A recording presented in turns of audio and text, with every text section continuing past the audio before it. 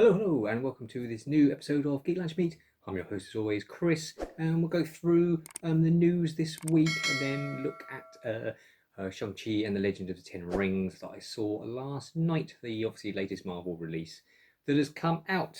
I say first, the news, a couple of announcements from Disney this week. One is that they're doing, finally, a continuation of The Rocketeer. I love The Rocketeer. The original comic books by Dave Stevens are just beautifully drawn, absolutely fantastic.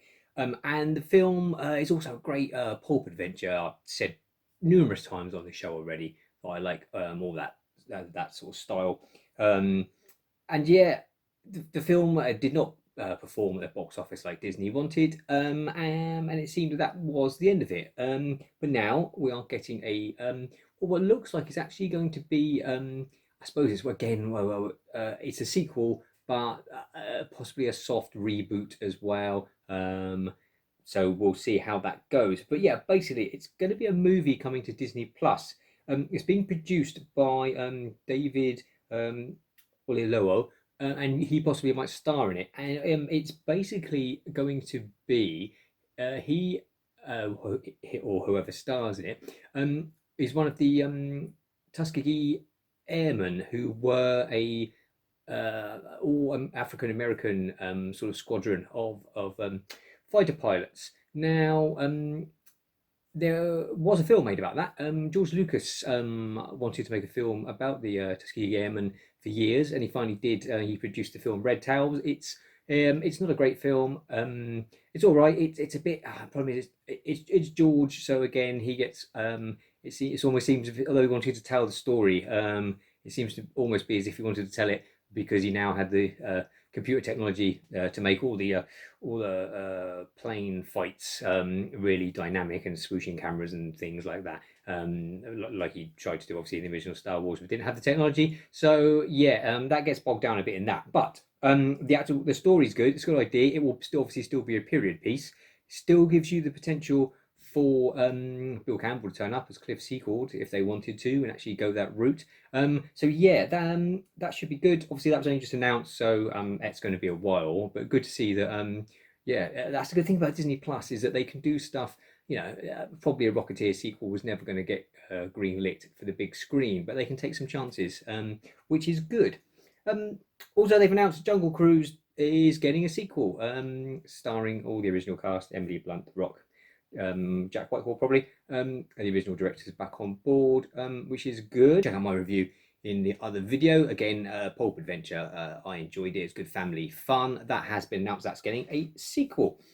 It also announced this week, and this is fantastic news, is that Umbrella Academy season 3 has wrapped filming. Obviously, Umbrella Academy based on the comic books by Gerard Way from My Chemical Romance, and Gabriel Barr, I think, is the artist. Love the comic books and love the Netflix show, which interprets them a different way. The books are very, very comic booky, sort of playing on the tropes of superheroes and things like that, and supervillains. The show takes some of the main ideas and spins in a different way, quite Wes Anderson-y in places. Absolutely fantastic. Like the way the music is used as well. So yeah, that has wrapped filming. I would imagine we expect that. Don't know. Maybe towards the end of next summer, we might even possibly get that before. Maybe as a stopgap before Stranger Things season 4, which I suspect we may not get till around about Halloween time next year if they follow their usual route. But yeah, that'd be interesting to see which way they go with that. But yeah, that's coming up as well. We got a trailer for Moonfall, the new Roland Emmerich film. I mean, what can be said about Roland Emmerich? It's probably a good job that he went into film directing and didn't go sort of the Elon Musk route, because he seems obsessed with large scale disasters and the entire planet exploding. And Moonfall looks absolutely no different at all. Apparently, the moon is being knocked out of its orbit and is heading towards the Earth and is going to crash into the Earth in about 3 weeks' time. So obviously, cue earthquakes and tsunamis and all sorts of shenanigans and buildings falling over, like every other If you've seen any of Roland Emmerich's previous films, obviously you've got Independence Day, the Godzilla 2012, The Day After Tomorrow. Day After Tomorrow I actually quite like. 2012 is just you sort of think you can't do any more than that, really. It's the whole planet is like messed up, and I mean the whole thing is just a series of. I'm sure there's about 3 scenes where they just get in a plane at the last minute and take off just as the runway's falling apart around them. Exactly the same thing happened in Independence Day, and I imagine exactly the same thing will happen in Moonfall. I'll put a link into the trailer in the description below. As always, starring Halle Berry and Patrick Wilson, who will no doubtless be running from CGI disaster behind them. Although this one does look, the trailer definitely shows, looks like an alien. Goings on, some almost like nanobot type things that all move together as big tentacles or something like that. I say alien could be human origin, I suppose. But yeah, I suspect there's aliens turning up in that one, which will I think that's probably his first aliens since Independence Day. Oh, obviously Independence Day. Was it Resurgence? Was it called? Absolute garbage sequel. So yeah, expect a wide scale CGI disaster. February the 4th. That is. So if that sort of thing is your bag, if check that out. What else have we had? Oh, I said last week that it looked like Venom, Let There Be Carnage, had been delayed. Possibly it hasn't. For the 3 people that are actively looking forward to the sequel to the lackluster first film, it looks like it possibly hasn't been delayed. So we should be getting that. I think it's October or November this year. So yeah, that is still apparently on track. Unfortunately, everything else is, or a lot of stuff is being delayed as the COVID Delta variant rampages across America, and all of the studios, or quite a lot of them, Paramount in particular, are panicking and pulling product and saving it. So, Top Gun Maverick has been put back till next May, much to the dismay of my wife and daughter and any other Tom Cruise fans out there. I mean, that film was originally due out. Yeah, 2020. No, is it 2019?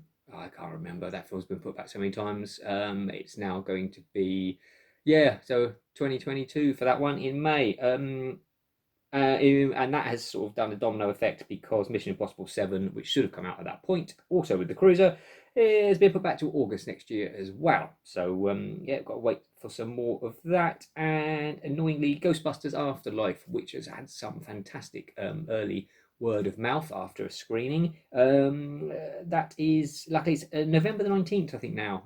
So that's been shuffled around, hasn't gone back too far, but still coming this year. So hopefully they don't put it back any further. Looking forward to that one.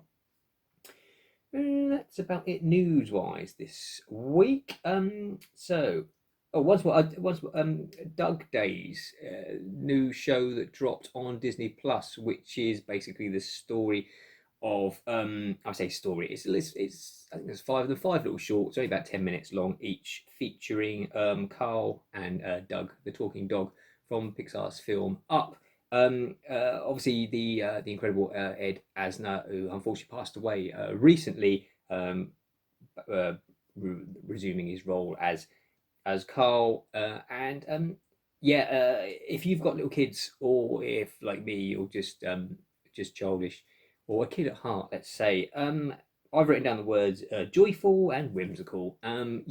Great fun.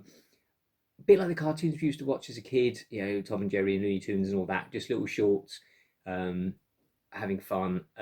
Anyone who's got a dog, the way that Doug reacts to things, there's an episode where he gets scared of the fireworks, which is really nice. And there's an episode where he looks after, they bring a box of puppies that he has to contend with, and also at the same time, obviously being distracted by the squirrel every now and then.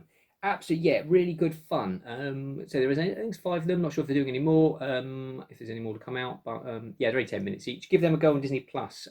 They are just nice. It's something nice if you want to watch and enjoy those. And lastly, so Shang-Chi and The Legend of the Ten Rings, I saw yesterday. Obviously the latest MCU blockbuster, starring Simu Liu, Awkwafina, Tony Leung, and Michelle Yeoh, amongst others. I really enjoyed it. It's a film of two halves. The first film, first part of the film, is very much like an old school kung fu movie. It has got yeah, probably the best fight scenes of any Marvel movie yet. I really enjoyed the fight scenes, the up close fights in Black Widow. Obviously, with her not having any powers, obviously relying on those fight scenes, very sort of Born Identity style there. This is just full on old school kung fu. Absolutely beautiful. There's a scene near the beginning where Shang-Chi's parents meet for the first time, and it's just beautiful. It's like something out of Crouching Tiger, Hidden Dragon. It is, if you like all those old school wuxia movies, the wire work where the fight sequences are more like ballets, more like very very well choreographed dance routines. Yeah, absolutely beautiful. There's I say that the fights that are in the trailer a bit. The fight on the bus. There's a fight on some scaffolding on the side of a skyscraper, and there's a lovely just a one-on-one fight in the skyscraper against the window with big neon signs outside that looks like something like Street Fighter or an old two-player fighting game. It looks exactly it's sort of filmed exactly like that. Yeah, it looks beautiful. The whole film looks really beautiful. Actually, it's very colourful, very bright.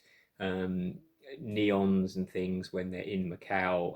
I say, and then when they go I say the film just a film of two halves really, because then they say this is this kung fu film at the beginning, and then it sort of shifts tonally halfway to a more sort of fantasy adventure base, to where they go to this other land, and that's that's all very beautifully shot as well.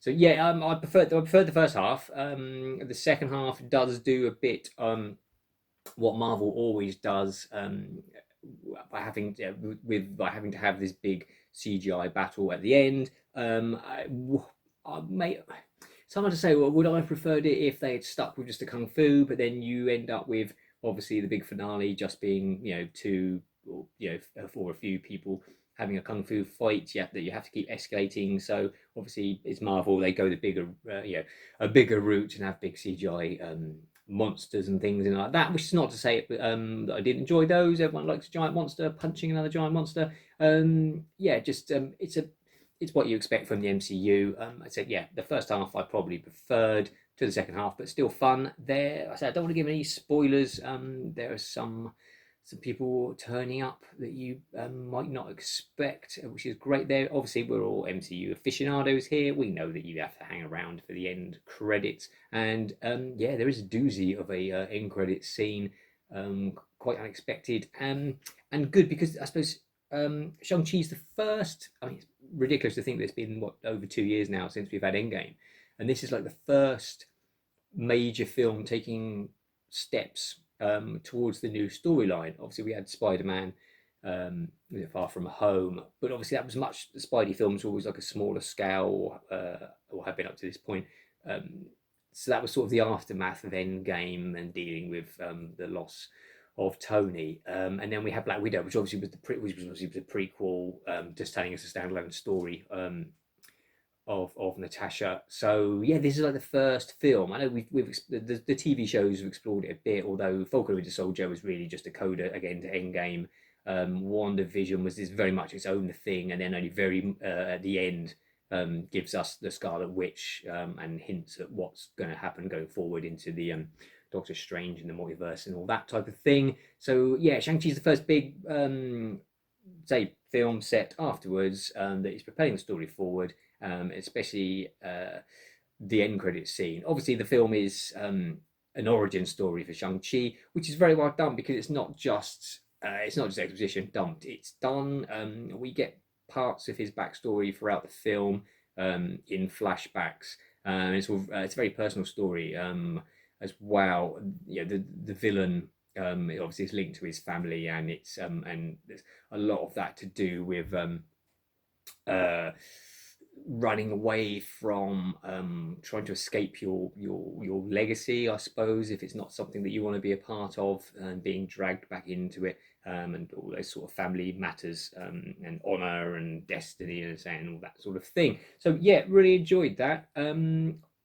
Also this week, what do we have? Oh, we had the new What If, Marvel's What If is still trundling along, and this week's one was very dark. The previous week's one where we had the What If the Avengers all sort of got bumped off before they could form the team, sort of darker route. This one's even darker, where you've got It's all about Doctor Strange, and dealing with grief, which ties in with Shang-Chi, which is a very similar story arc of dealing with the loss of a loved one, and how that affects you. What if is Doctor Strange keep turning back time, trying to stop his loved one from dying, and it gets very dark, and a very very dark ending, and just goes to show it's quite interesting with these what if shows that you're not getting the traditional Marvel happy endings and things like that. They can experiment and do different stuff, and obviously it's just it's a small cartoon, so whether or not any of them will affect the big MCU going forward, and the multiverse thing, who knows? But I mean, obviously they've started this multiverse, and it just gives them carte blanche to do whatever they want and explore any little stories they want. So that's still very good. What if? So yeah, definitely give those a go if you haven't already. That's about it this week from me. So take care, and until next time, eat, geek, and merry.